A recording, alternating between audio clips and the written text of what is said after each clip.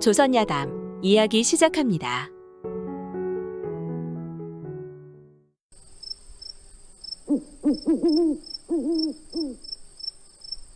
옛날 옛적 함경도 영흥 땅에 욕심꾸러기로 소문난 강부자가 살았습니다.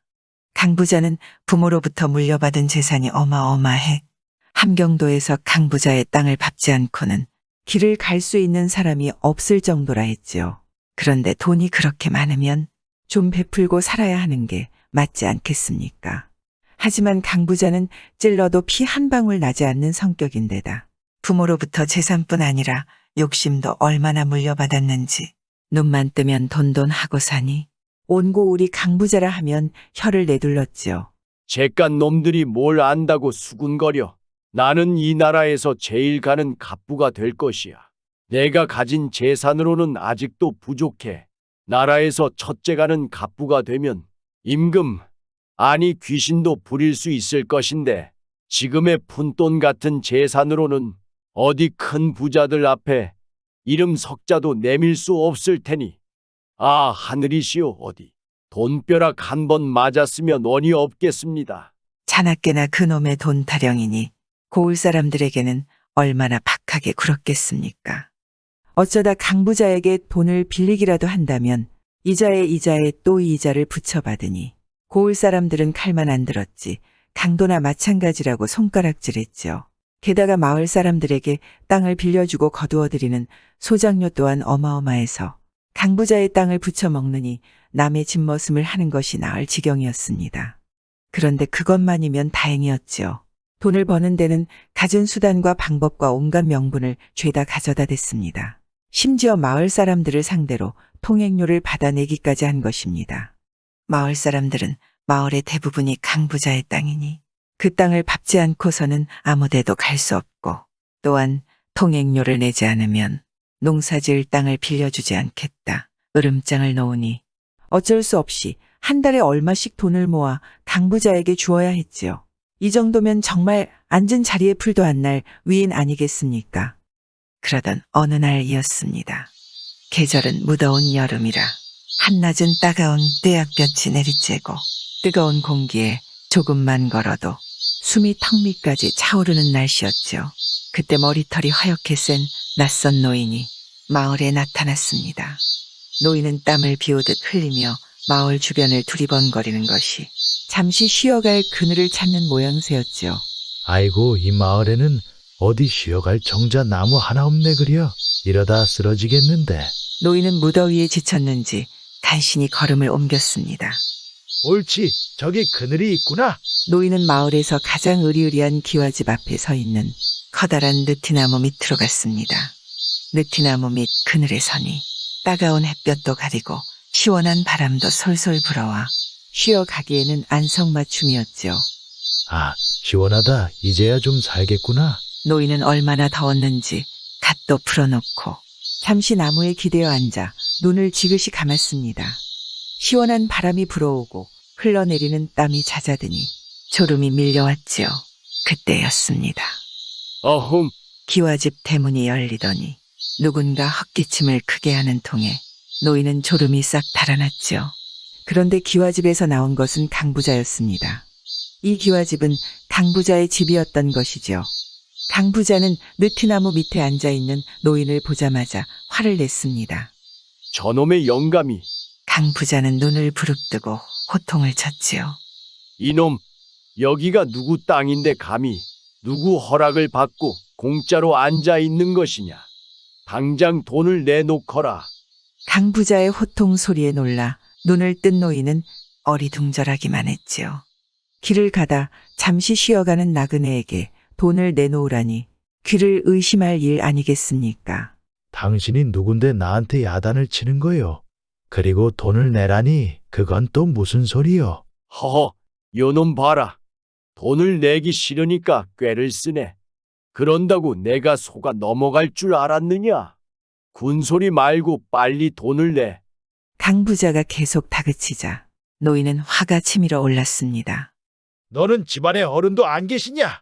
환갑 넘은 늙은이에게 이놈저놈 하다니. 이런 천하에 버르장머리 없는 놈 같으니라고. 뭐? 버르장머리 없는 놈. 요놈이 겁도 없이 감히 누구에게 따끔한 맛을 보여줘야겠구나. 강 부자는 얼굴이 불그락푸르락해져서 집안에 대고 소리쳤습니다. 여봐라. 걔 아무도 없느냐. 강 부자의 고함 소리를 듣고 집안에서 하인들이 우르르 몰려 나왔지요. 부르셨습니까, 주인어른? 저놈의 늙은이를 끌고 가서 버릇을 고쳐줘라. 다시는 그 입에서 욕지거리가 나오지 않게 손 좀 봐주란 말이다. 예, 강 부장의 명이 떨어지기 무섭게 하인들은 일제히 노인에게 달려들어 노인을 흠씬 두들겨 팼습니다. 아이고, 사람 잡겠다 이놈들아. 아이고. 그리고는 두들겨 패다 못해 노인을 광 속에 가두어 버렸죠. 그런데 멀리서 이를 지켜보던 하인 하나가 노인의 얼굴을 알아보고 강 부자에게 말했습니다. 주인어른, 저 영감을 어제 상갓집에서 보았습니다. 상갓집이라면 이웃마을 최진사 댁 아니냐? 저 영감이 무슨 볼일로 그 댁을 기웃거렸단 말이냐? 제가 듣기로는 저 영감이 아주 유명한 직관이라 합니다. 무엇이? 풍수쟁이라고? 예, 저분이 맷자리를 얼마나 기가 막히게 잡는지 한양의 세도가들도 서로 모셔가려는 분이라 이번에 최진사 댁에서도 어렵게 모셨다 들었지요. 그래. 유명한 직관이라는 소리에 강 부자는 귀가 번쩍 눈이 번쩍 뜨였습니다. 안 그래도 조상의 무덤을 잘못 쓴 탓에 돈이 더 붙지 않는 게 아닌가 고민하던 터였는데 유명한 직관이라니 반가운 일 아니겠습니까? 당장 그 영감을 데려오너라. 예, 그리고 잠시 후 강 부자는 사랑채에서 직관 노인과 마주 앉았습니다. 노인은 하인들에게 실컷 두들겨 맞아 얼굴이 퉁퉁 부어 있었죠. 그런데도 강 부자는 전혀 미안한 기색이 없었습니다. 미안하다 말하면 치료비라도 물어줘야 할 것 같으니 더욱 뻔뻔하게 나간 것이죠. 강 부자는 거만한 얼굴로 고개를 치켜들고 말했습니다. 영감이 산소 자리를 잘 보는 풍수쟁이라고? 그렇소. 그래, 마침 잘 됐군. 우리 집안을 위해 산소 자리 하나만 골라 주거라. 내 할아버지 산소를 옮겨야 할 형편이거든. 내가 이 일만 잘 치르게 해주면 곧바로 풀어주마. 하지만 내 부탁을 거절한다면 동행료 100냥을 내놓아야 풀려날 것이다. 자, 어느 쪽을 택할 테냐? 노인은 선뜻 대답하지 않고 잠시 생각하는 눈치였습니다. 어쩜 이리도 뻔뻔한 인간이 있나 싶었겠지요. 노인은 그러다 벼랑간 반색을 하며 입을 열었지요. 이왕이면 명당 자리를 골라 드려야지요. 자자손손 부귀영화를 누리셔야 하니까요. 그런 명당 자리가 어디 있느냐? 설마 우리 마을은 아니겠지? 등잔 밑이 어둡다고 이 마을에 천하제일의 명당 자리가 있는데 그런데 뭐가 문제인가? 제가 이 마을로 들어오면서 봐둔 데가 있긴 한데 뭘 그렇게 자꾸 뜸을 들이는 건가? 귀가 솔깃한 강 부자는 빨리 좀 말하라고 노인에게 재촉하였지요. 노인은 또 잠시 뜸을 들이다 마지못해 가르쳐주는 듯 말하기 시작했습니다. 제가 이 마을로 오다 보니 마을 뒤에 늪이 있는 걸 보았지요. 그래 있지. 거기도 내 땅이지 아마. 아, 그렇군요. 그럼 잘 되었습니다. 제가 그 늪가에서 보니 삼면이 산으로 둘러싸여 있고 늪의 모양은 바가지 모양이니 흔히들 대대손손 부귀영화를 누린다는 삼태기터와 딱 맞는 형세였지요. 다시 말해 돈과 명예를 바가지로 퍼담듯 죄다 쓸어 담는 터가 분명했습니다. 허나 자꾸 뜸 들이지 말고 말해보게. 문제는 그곳이 늪이라는 것이지요. 아무리 좋은 형태의 땅이라도 물이 그렇게 차 있으니 참으로 안타까울 따름 아니겠습니까? 만약 그 늪에 물을 다 퍼서 조상의 묘를 쓴다면 조선 팔도에 그보다 더한 명당은 없을 것입니다. 그게 틀림없는가? 누구 앞이라고 감히 거짓을 말하겠습니까? 강 부자는 큰 부자가 될 것이란 말에 가슴이 뛰었지요. 큰 부자가 될 수 있다면 늪이 아니라 바닷물이라도 다 퍼낼 위인이니 아니 그렇겠습니까? 강 부자는 그 즉시 노인을 풀어주고는 어른 아이 할 것 없이 숟가락 하나 들 힘이 있는 사람이라면 모두 다 데리고 늪으로 갔지요. 오늘부터 늪에 물을 퍼낸다. 3살배기 어린애부터 100살 노인에 이르기까지 몸을 움직일 수 있는 사람은 하나도 빠짐없이 모두 일을 시작하거라. 이 마을에서는 강부자의 말이 곧 법이니 마을 사람들은 그 즉시 늪에서 물을 퍼내기 시작했습니다. 마을 사람들은 목구멍이 포도청이니 누구 하나 토를 달지도 못하고 어른 아예 할 것 없이 일했지요. 그렇게 보름이 지났습니다. 늪의 물이 어느 정도 줄고 바닥이 보이기 시작했지요. 그런데 늪 주위에 모여있던 마을 사람들이 기겁을 하고 놀라는 게 아니겠습니까? 늪바닥 한가운데에서 누런 빛이 올라오는가 싶다가 갑자기 푸드덕 날개치는 소리가 나더니 늪 밑에서 엄청나게 커다란 부엉이 한 마리가 솟아오른 것입니다. 그 부엉이는 몸 전체가 황금빛이었지요. 눈이 부셔 한동안 아무것도 볼 수 없었던 마을 사람들은 앞산 봉우리를 보고 또 한 번 놀랐습니다.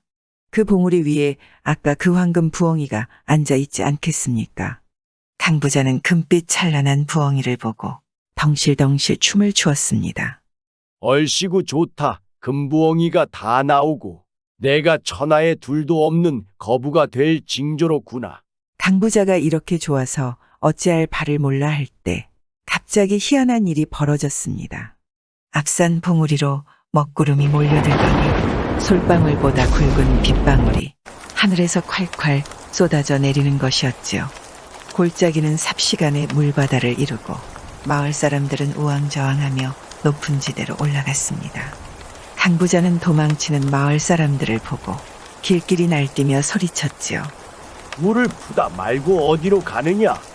이 비겁한 놈들아, 빨리 내려와서 물을 퍼라. 그러나 강부자의 말을 듣는 사람은 아무도 없었습니다. 어쩔 수 없이 혼자 남은 강부자는 물이 가득 찬 늪에서 정신없이 물을 퍼냈죠. 하지만 물은 점점 불어나 가슴까지 차올랐습니다. 그래도 강부자는 아랑곳하지 않고 계속해서 물을 퍼내는데 결국 물이 목 높이까지 잠겼을 때였죠. 벼랑간 하늘이 무너지는 듯한 소리와 함께 봉우리가 수박처럼 쩍 갈라졌습니다. 골짜기를 흐르던 물들이 봉우리에 갈라진 틈으로 모여들더니 큰 물을 이루고 그 큰 물은 무서운 기세로 마을을 덮쳤지요. 그리고는 강부자의 고래등 같은 기와집과 곡식 창고, 논밭까지 모조리 휩쓸고 지나갔습니다. 늪에 있던 강부자 역시 그 큰 물줄기에 쓸려가 흔적도 없이 사라졌지요. 가는 토끼 잡으려다 잡은 토끼 놓친다 하는데 딱 그 짝입니다. 사람이 아무리 오래 살아야 한 100년 사는데 채워도 채워지지 않는 욕심을 채우려 하다니 참 무지한 일 아니겠습니까? 그리 살았으면 뭐든지 적당한 것이 제일인 것도 알 텐데 말이죠. 세월이 흘러 앞산 봉우리가 갈라진 곳에 고개가 생겼습니다.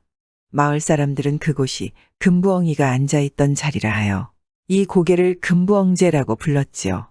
구독과 좋아요와 함께 오늘도 좋은 날 되세요.